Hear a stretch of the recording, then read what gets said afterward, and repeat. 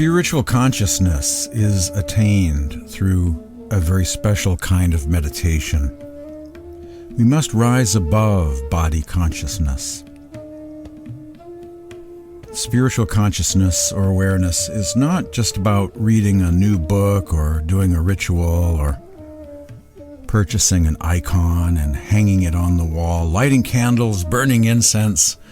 These are all activities like rearranging the chairs on the deck of the Titanic.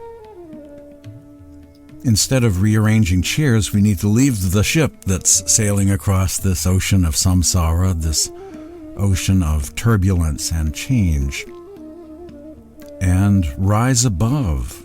Get off the sinking ship, not just changing our beliefs from A to B, swapping one theology for another, and so on, replacing one ritual with another.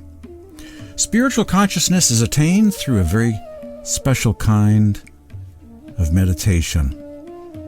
And when all is said and done, we must rise above body consciousness and enter into the spiritual domain.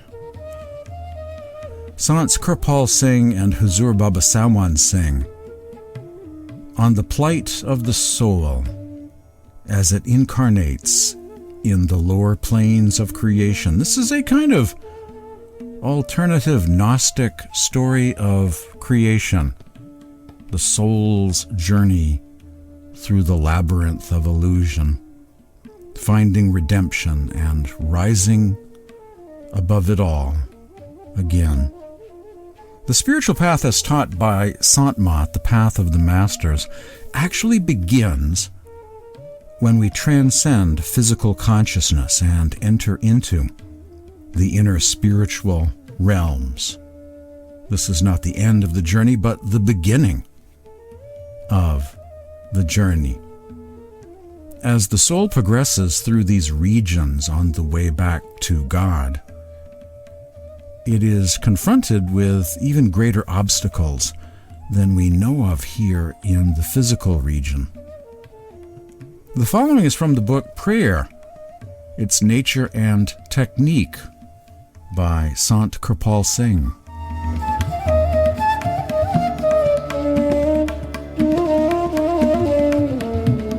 Sant Kirpal Singh. There are myriads of obstacles in the inner path. Sometimes an aspirant gets no response to his prayers and begins to doubt their efficacy.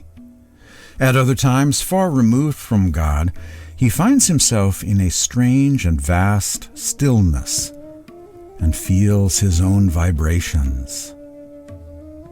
Others get entangled in the deep darkness behind the eyes and cannot penetrate into the beyond. They cannot penetrate into the beyond.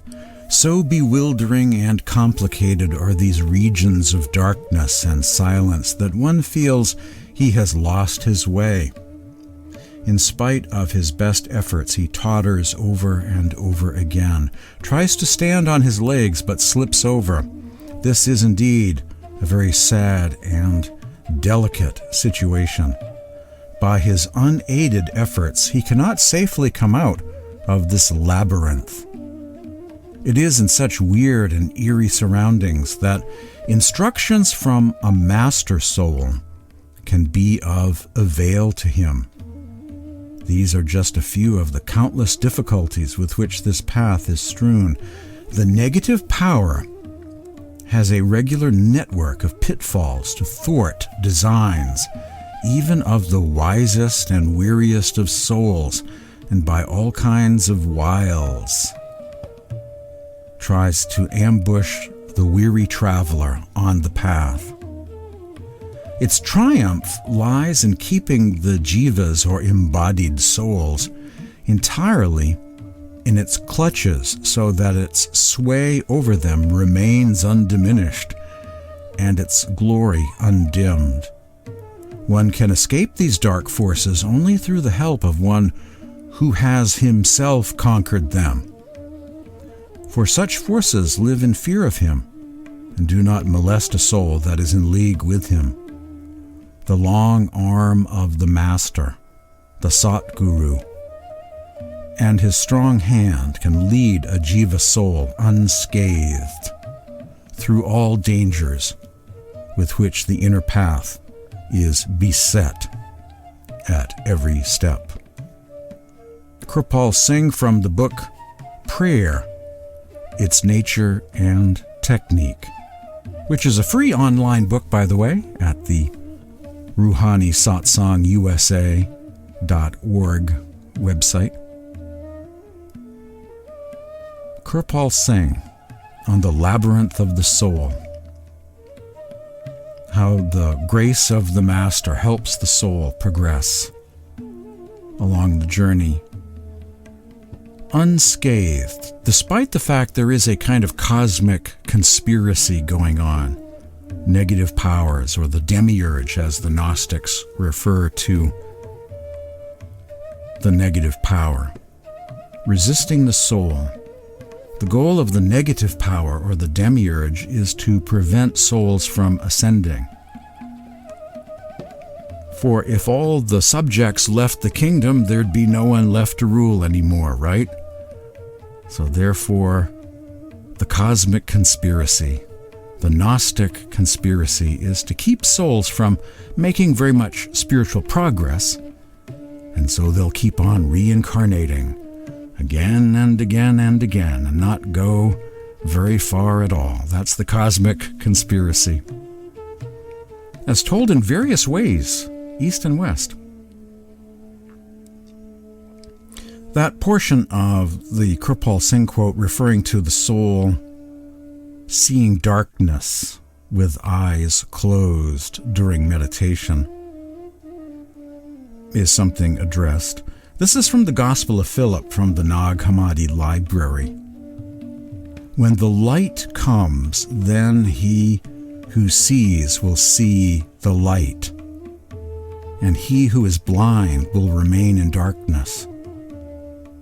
The powers do not see those who are clothed in the perfect light, and consequently are not able to detain them.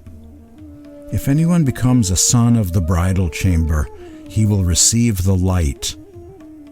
If anyone does not receive the light while he is here, he will not be able to receive it in the other place. Unquote. Gospel of Philip.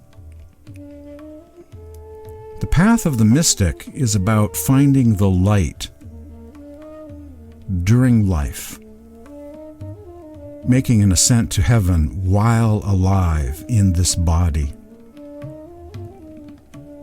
If we see light now, we are established in the light. It's not a matter of guessing game or theory about the afterlife. Eternity is already in progress, already underway, right now in this present living moment.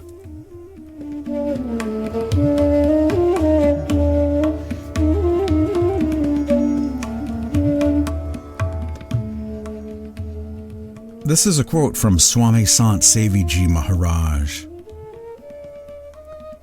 Those, say the Sants, who see darkness within on closing their eyes are within the realms of death and subject to the cycle of transmigration. Past is past. Let us learn, now at least, the method from an accomplished master and strive to behold the divine light within and transcend death.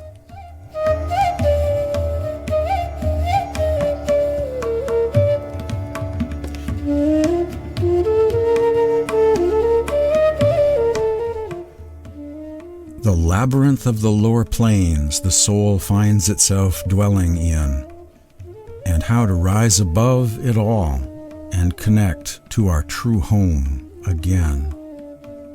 Spiritual consciousness is attained through a very special kind of meditation. We must rise above body consciousness.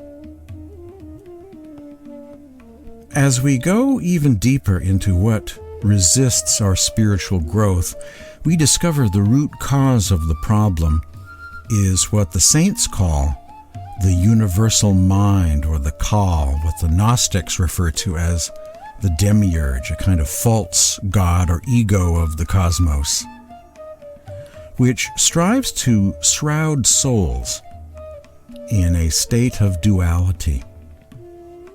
This beautiful letter was written by Huzur Baba Sawan Singh to a Western disciple almost 100 years ago. My dear daughter, you must know that the soul has been coming from its source to this earth from time immemorial. It is subjected to the mind and is so confined to worldly desires and riches that until a Sant Sat Guru awakens it, it always tries to return to the same worldly attractions. Whenever, through the mercy, through the compassion of the Holy Father, it thinks of its source, even for a moment, it desires to go there involuntarily. The mind, however, does not help it, and immediately brings forth such awful thoughts which divert the attention to the contrary direction. The result is that the spirit wanders around until it is brought back towards the right path again. Really, the mind is an agent of Kal Parush, the universal mind, and is bound to stay with the soul in the material spiritual division of creation. You will clearly understand this from the following explanation. Our spirit is the son of Sat Parush, the Supreme Being, and was lent to Kal Parush, the ruler of the second grand division, to fulfill the function of the evolution of his division and the one below.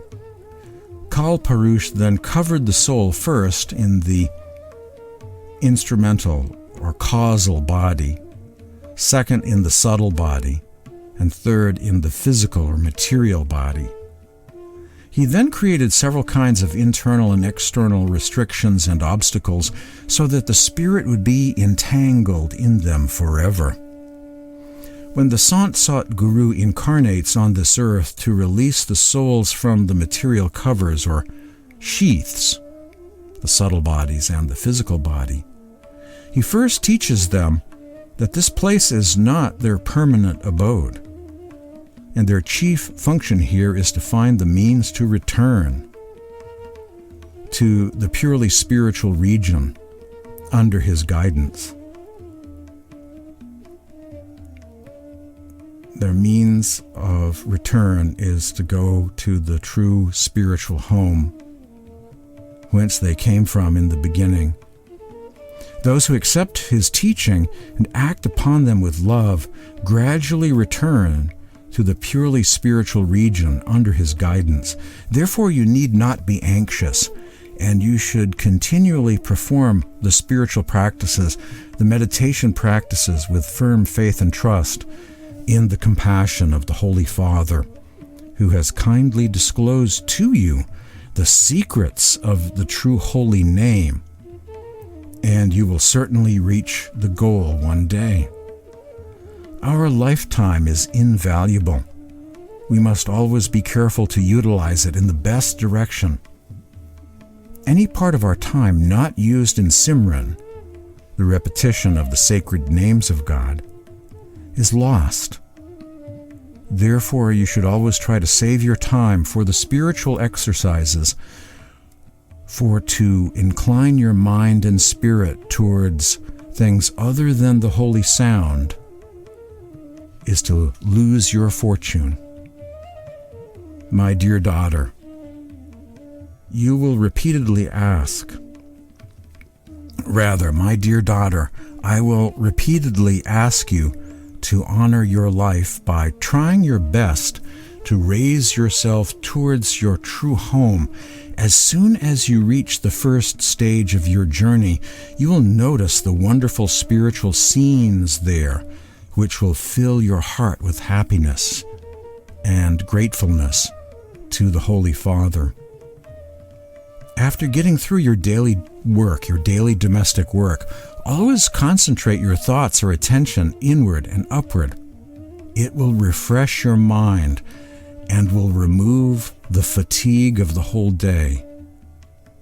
And the hidden mysteries will be opened to you. A letter from Huzur Baba Sawan Singh.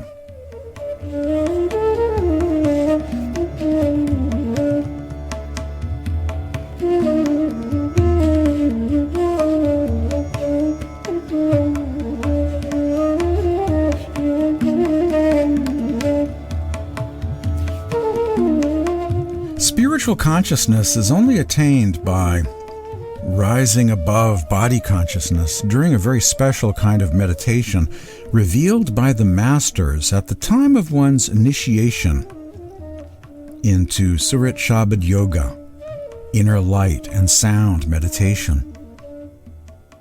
The following is from a section called An Explanation from the book Spiritual Consciousness. Spiritual consciousness is to explore the knowledge of the spirit and its origin or reservoir through realization.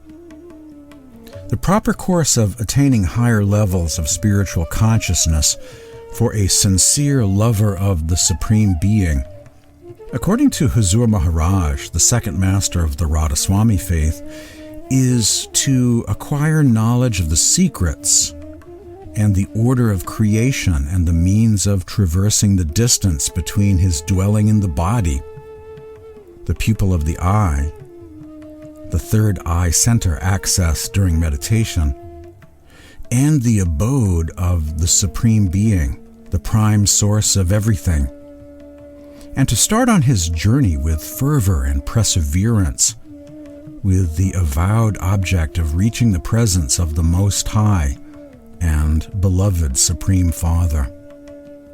A quote from the book Spiritual Consciousness, published by Dayal Bagh University, Agra, India.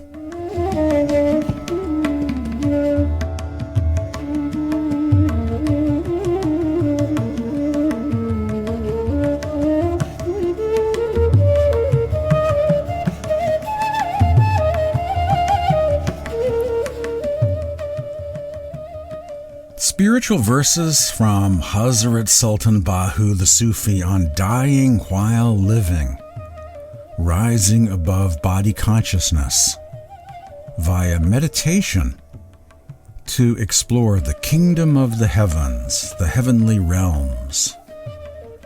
The path of the masters is the highest of all.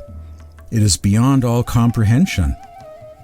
On this path there is neither teaching nor learning from books, there are neither discussions nor expositions, nor stories from the past. Love of this world is sheer idolatry, a denial of God. Let no one trust its loyalty. Only the one who knows the mystic art of dying while living knows the real secret. Love has inspired me to explore the heavens. From earth it has raised me to the worlds of spirit. Begone, foul world, beguile me no more. I am already in anguish about my stay here. I am a wayfarer, my home is far away. And you have enticed me with false promises. Only if you forsake the world and die while living can you find the Lord. O Bahu, a mystic Sufi poem of Hazrat Sultan Bahu, one of my favorite Sufi poets. A note about the meaning of dying while living, or death before dying. It's a popular saying used by Sants and Sufi poets of the East, espousing the view that rising above body consciousness or soul travel during meditation is a preparation or rehearsal for the afterlife. It's also a description of the process of meditation itself. While in this human form, we can catch a glimpse of the heavens, because the heavens are real now. It's not simply confined to some future afterlife.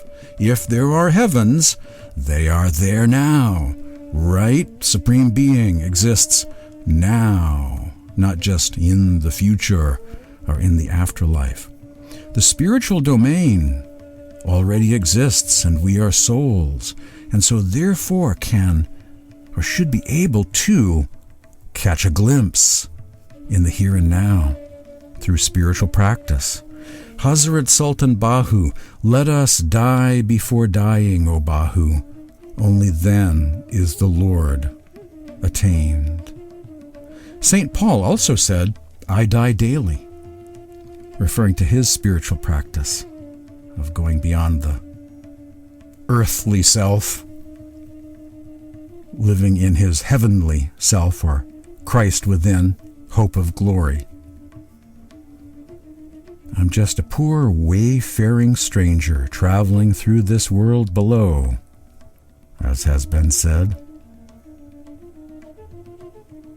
Coming up next, a glossary definition of the term Simran and a spiritual discourse by Baba Ram Singh on spiritual practice.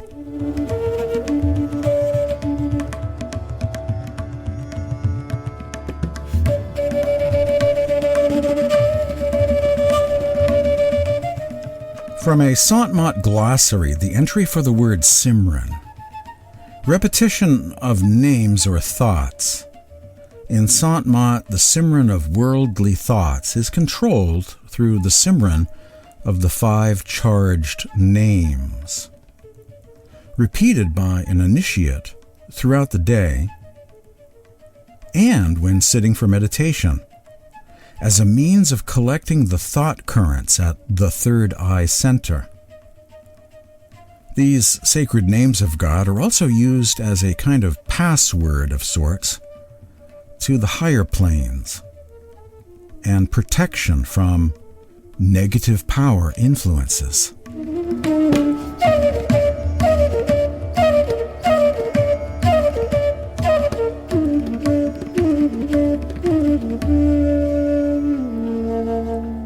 An August 3rd, 2019 meditation talk that took place in the morning at one of the ashrams and during one of the spiritual retreats facilitated by Baba Ram Singh. Surat Shabad Yoga, Inner Light and Sound Meditation, the only study that teaches us how to die while we are living. Surat Shabad Yoga is the only study that teaches us how to die while we are living. In Surat Shabad Yoga, we practice every day.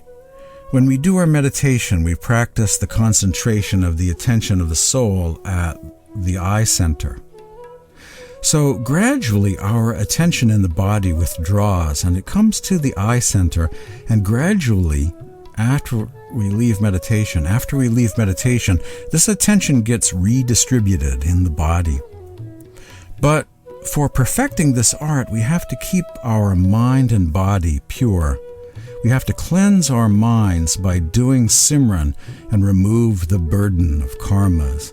And we have to also equally pay attention to keep our body pure, because when both of these are pure, we will gain success on this path.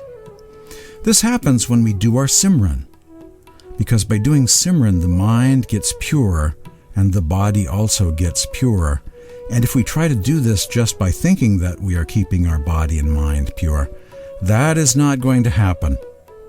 It is the Simran that brings about these positive attributes within us and that manifests the change within us. It is Simran that has the power of transforming an ordinary human being, even the greatest of sinners, into Mahatmas. Therefore, whenever we are there in our homes and we are idle, the mind is idle, we should try to do our Simran. We should try to keep focusing on our Simran and do as much Simran as possible. The whole day we are thinking about worldly things, and then we sit for meditation for about a half an hour or an hour. The mind cannot focus well because it is distributed outside. So when we do the Simran the whole day, when we keep remembering and focusing on Simran, that helps us when we sit for meditation. Of course, if someone is doing work in the office, or he is using his intellect or his mind for his work, then he may perhaps get less time to do Simran. But whenever he is idle, he should use the time to do Simran and remember his master. So if you want to be successful on this path and you want to see success, you should do more and more Simran, because the longer you do your Simran, the faster you will succeed. And the slower you do your Simran, the longer it will take to succeed on this path. Meditation. Simran during meditation. By doing continuous Simran, the attention of the soul starts withdrawing from the body, and that starts getting focused at the eye center. By doing so, the attention of the soul gets concentrated and it moves out of the body, and at the eye center, it concentrates where it is seated. That is the process of the saying, "We are dying while we are living." For a devotee, he can do this practice every day. He can withdraw the attention at the eye center and again come back at any time. That is what Mahatmas say is the process of dying while we are living. Because once you have overcome and been able to concentrate that attention at the eye center, you no longer fear death, because you have already transcended that process, and then it becomes easy, and one can do it every day. Such devotees who have crossed over and have been able to go to the eye center, for them it is a matter of joy at the time of death. It is like a newlywed bridegroom who feels happy at the time of marriage. That kind of happiness is there when the person is going to leave the body and die. But for those who have not done this and who are spread out in this world, for them it is a matter of great sorrow at the time of death, because they have to leave all of this behind. So this kind of pleasure is an attribute of the Gurumukhs, the disciples, who have done these practices. The atmosphere is quiet, and we should make the most of it. Let us close our eyes and get connected to Simran and Dhyan, or meditation, says Baba Ram Singh. Describing here the process, the beginning of the process of Surat Shabad Yoga, inner light and sound meditation. We do the Simran of the sacred names of God, and we get concentrated at the third eye center, and that is the beginning of the spiritual journey, the ascension of the soul, that is dying while living, rising above body consciousness. Spiritual consciousness is attained through a very special kind of meditation. We must rise above body consciousness. That is the beginning of this spiritual journey.